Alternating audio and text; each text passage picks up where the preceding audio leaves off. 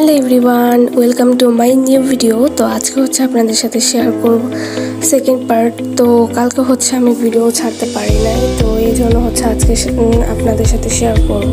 আমার কাছে মূলত বড় বোর্ড ছিল না, তো এই জন্য আমি যতটুকু ছিল তো সেটা হচ্ছে 1.5 পাউন্ডের বোর্ড ছিল। তো তারপরেও দেখা গিয়েছে যে আমাকে সাইড দিয়ে কেক কেটে তারপর হচ্ছে এটাকে আমার আরও ছোট করে নিতে হয়েছিল।